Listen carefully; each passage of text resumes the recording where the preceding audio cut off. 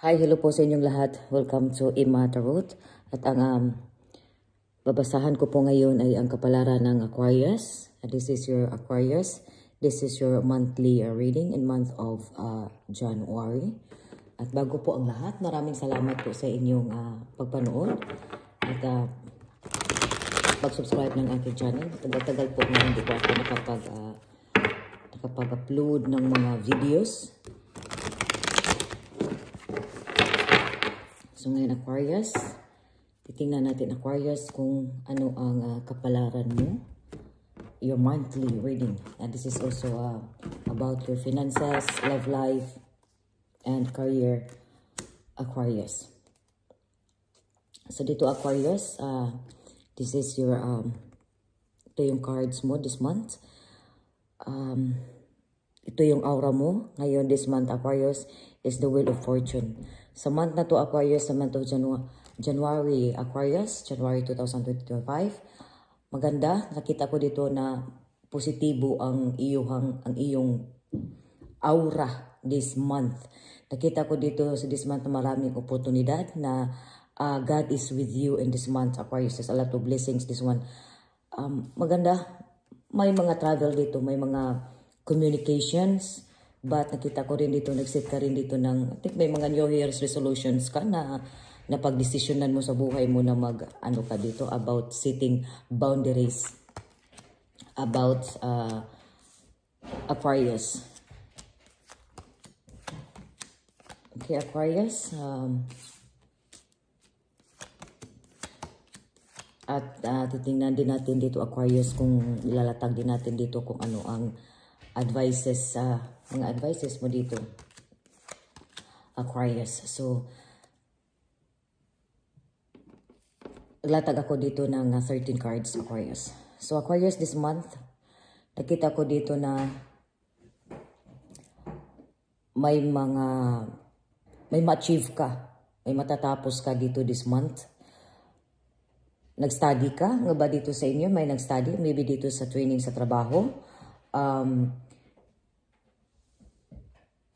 The first week dito, Aquarius, this month, hawak mo na. Nandito, I think, nakita ko dito, Aquarius, na you are in the middle. Nandyan ka na eh. May mga pangarap ka na unti-unti mo na, kunti na lang at makakamit mo na ito.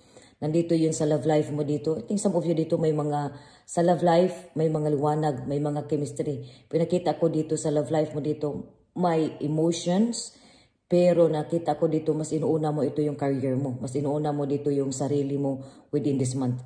Sa love life mo dito. O kung sa mga, about sa finances, maganda rin ang takbo mo dito sa finances this month. Lalo na dito in the first week, wala kang problema dito sa finances sa finances, wala kang problema. Mas nakakabili ka dito. Pero may mga limitations. Ito yung spending mo money within this week. At nakita ko ito sa second week mo dito. Unahin mo na natin dito yung finances mo, Aquarius. Sa finances mo dito in second week of January, nakita ko dito na, I think ikaw may mababayaran ka or makatanggap ka dito ng gift. Dito rin wala ka rin maging problema. I think ang iba dito sa inyo, magsimula kayo dito ng negosyo o something, nagplano ka dito ng, basta may mga bago kayong pagsisimulan dito sa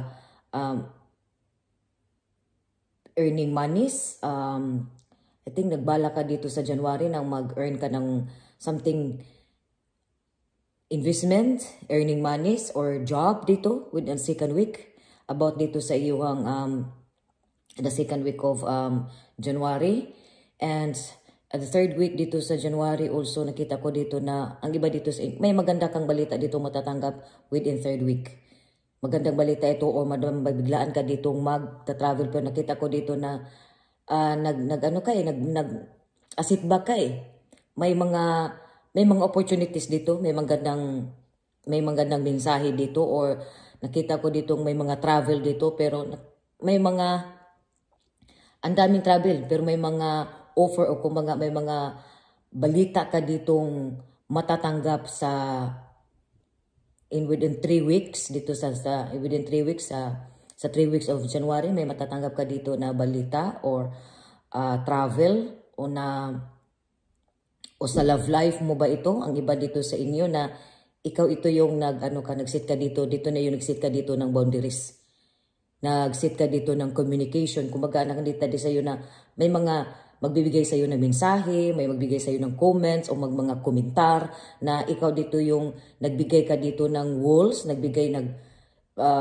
iba dito nire-respond mo, ang iba naman dito ay hindi. Kumbaga, ito yung nakikita ko dito sa 3rd week. Sa 4th week mo naman dito, maganda ang sa 3rd week adventurous ka eh. Mas maano ka dito sa 3rd week. Mas maraming magandang balita dito sa 3rd week.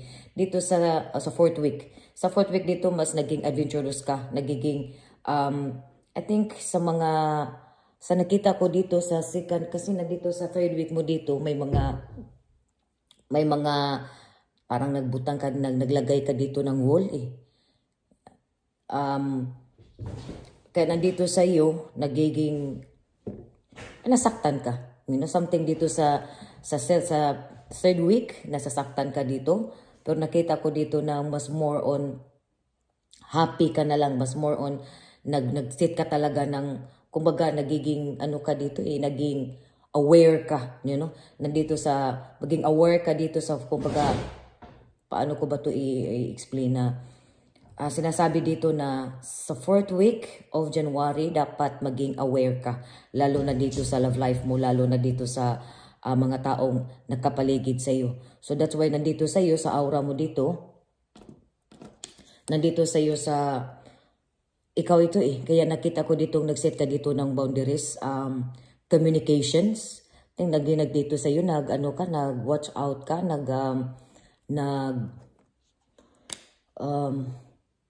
nag-ingat ka, something dito. Kasi dito sa 4th week dito, nakita ko dito na para hindi ka masaktan o hindi ka makasakit ng tao. Kasi nandito sa 2nd week, maaari ditong ikaw nagbibigay dito, may manghihingi sa iyo dito or something dito na may magbibigay sa iyo ng pera. Pero nandito sa iyo, natatanggapin mo ba to ng pera na to? O bibigyan mo ba ito? Ang iba dito sa inyo, tatanggapin? O ang iba dito sa inyo, bibigyan nyo ba ito? May mga kayo dito eh. So dito kasi sa 2nd week dito, sa January, maganda ito. Makatanggap din sa bigger transformations dito about sa finances mo dito. Sa trabaho mo dito, nandito din sa iyo, maayos man ang trabaho mo dito. Maaari itong may trabaho ka, may bago kang trabaho, may plano kang bagong investment dito sa career mo. Pero nandito din na mag-sit ka rin dito ng boundaries about communication mo dito, pakikisama mo dito sa iyong mag-ingat kumbaga sa mga sinasabi mo, sa mga kilos mo dito, Aquarius, within sa mga taong nakapaligid mo dito. Sa love life mo naman dito, Aquarius, within this month nakita ko dito, maayos naman I think dito sa iyo may mga spark, may mga I think may mga fire dito eh, may mga maaari itong may mga beginnings dito eh, maaari itong magkaroon ka dito ng bagong karelasyon, something dito. Kasi may nagbibigay sa iyo dito eh. O may magmakaawa, may babalik dito sa iyo. O something, may makipag-communicate sa iyo, may makatanggap ka dito ng mga shooters o compliments, mga magbinsahe sa iyo. Nasa sa iyo na yan kung tatanggapin mo ito kasi nandito sa iyo, nasasaktan ka eh. May nakita ko dito, may mga broken hearted ka dito sa iyo eh. So may mga past ka dito, kaya nasa love life mo, may nakita ko dito na may broken hearted ka. At the same time, nandito din sa iba naman, mas more on strong niyo dito yung communications dito. Advices dito sa mga Aquarius about sa love life, ipagpatuloy kung ano man yung keep on communicating sa isa't isa, magsihay, kung ano ang mga plano, magiging open up, wag kang kasi nandito sa iyo may mga dapat kang isasabi, open up, pero nagsit ka dito ng boundaries, may parang hindi mo na lang sinasabi nandito sa iyo. Kaya para maging strong ito yung communication ninyo, yung relationship niyo dito, kailangan ninyo nitong panatilihin ang iyong magandang pag-uusapan. Kung may mga alitan man kayo, kung nasasaktan ka man, kung ano man yung mga plano ninyo sa isa't isa, dapat maging open up kayo dito ngayon, Aquarius, sa iyong love life. Sa career mo naman, maganda ang career dito dito sa Aquarius. May mga opportunities dito. Sa career mo dito, maaari itong magandang trabaho, maaari itong mag-business or bagong income mo dito. May mga pera about sa pera mo dito. Maganda rin ang takbo ng pera mo dito. At dito sa iyo advices is maging aware ka lang dito. Aquarius, this month, be aware lang dito sa mga paligid mo dito ngayon. Be aware dito sa mga binibigyan mo dito ng pera. Kumbaga, sa finances mo, be aware dito sa paglabas mo dito ng pera. Doon lang ang maging maingat ka. Pero nakita ko dito na may mga tao dito nagkamamasi dito sa iyo. May mga tao dito na tinitingnan ka. Palihim ka or nandito sa iyo na may mga taong tumitingin dito sa iyo ng palihim. Kumbaga, titingnan nila kung ano yung takbo ng buhay mo, pero nakita nila dito sa iyo nag-improve ka eh. Ano ka dito, may mga magic, parang may mga magic dito sa iyo na kumbaga attractive ka. Kumbaga maraming abundance. Kung nakita ko dito, maraming mag-attract dito sa iyo na magandang enerhiya, Aquarius, sa buwan na ito. Maari itong iba sa mga Aquarius, mga anak mo dito. Yung mga anak mo dito, maari itong ang anak mo ay magandang makatanggap ito ng magandang balita, makasimula ng trabaho, or may bagong pagkikitaan ito ng investment ito yung mga anak mo, or yung grades mo dito, yun ang nakita ko dito. Maaari ito na ang mga anak mo ay, maaari itong isa sa abas inyong mga anak ninyong matanggap ito. Yun ang may mga matanggap, or may mga travel eh. May mga travel, may mga iba sa inyo sa mga may anak, may mensahe ito na makatanggap ka ito ng balita about related ito sa mga anak mo na matagal mo na itong hinihintay na makatanggap ka dito ng magandang balita about sa anak mo dito, Aquarius. And sa love life mo dito, Aquarius, keep communicating dito be open up, kasi nagkita ko dito nag-ano ka dito nag-sit ka dito, kumbaga, ang iba dito sa inyo, pag mananligaw, gusto ninyo nang magkaroon, ang iba dito gusto ninyo magkaroon ng love life, kumbaga, pero binabara mo naman kung ano yung may mga niligaw dito sa iyo. So, be open, Di kailangan na gusto mong magbago eh. Nakita ko dito, may mga gusto mong magbago kung ano mang mga past mo dito. Kung gusto mong maging, ang iba sa inyo, gusto nyo maging attractive, gusto nyo maging maganda, maging gwapo. Something dito sa inyo na ito naman ay ma-achieve mo ito, Aquarius, na kung ano man yung mga, sa past mo dito, maayos siguro may mga suspension, may mga ano ka dito na alintana, makatana dito sa iyo naalintana itong may mga hinihintay ka dito na may mga bala ka o may mga plano ka na naalintana ito, pero ito ay ang Panginoon na talaga ang, the wheel of fortune. So meaning to say is talagang ang iba dito sa inyo, may hinihintay ka dito na magta-travel. It could be travel abroad dito eh. Dito talaga is maaari itong magta-travel. May mga maganda. Maaari itong nasa mag-travel kayo ng plane, something dito eh. Ang iba dito sa inyo, mag-travel kayo ng plane. Maaari itong mga anak ninyo ang magdadala dito sa inyo, or maaari din itong mag-travel ka dito through your jobs or something, or mag-date or something dito. May sa mga maganda ang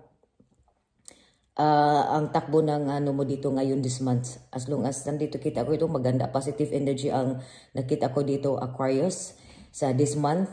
So maging maingat ka lang, maging aware ka lang, kasi nakita ko itong may nagbabantay dito sa iyo, Aquarius. Maaari itong sa love life mo, sa love life mo dito may lihim na pagtingin dito sa iyo, or may nahiya ito sa iyo.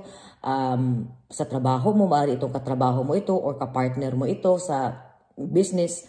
Maaari itong magsimula ka dito ng negosyo. Ang iba dito sa nagbala kayo na naalintana last year, na ito naman is balak mo na ngayong simula this month, Aquarius, or something, magbigin ka dito ng investment, Aquarius. At nakita ko dito na you are started, nakita ko ito may mga pinagsimulan ka na talagang eager mo na ito na yung may nakita ko ito na ang oportunidad na, or ang Panginoon na ang nag-guide dito sa iyo, nagdadala dito sa iyo, na ito na talaga is matutupad mo na ito.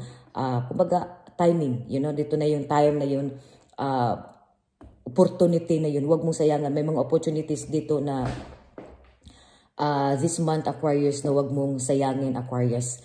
Maybe it could be sa love life mo, but be aware on it, sa love life mo dito. Kasi nakita ko dito, nahirapan ka dito kasi nasasaktan ka. About sa finances, sobra kang mapagbigay. So maging maingat ka rin dito sa pagbigay o sa paglabas mo dito ng pera. At dito sa career mo, maaari itong may mga bagong trabaho, bagong simula dito sa trabaho o bagong investments. Aquarius, sa health mo naman dito, Aquarius, nakita ko dito na so far nakaka-recover ka na. Nakita ko itong may mga recovery na dito about sa mga broken-hearted, about dito sa finances mo, sa mga anxiety, kung ano may yung mas inaano mo na ngayon na magiging, kumbaga, naging strong ka na with this. Ang dami mong plano. This month, nakita ko ito, ang dami mong plano, Aquarius, but more on dito sa iyo, ipagkaloob mo na lang sa Panginoon kasi siya ang magbibigay dito sa iyo, Aquarius. So maraming salamat po, Aquarius, sa iyong pagpanood at God bless you.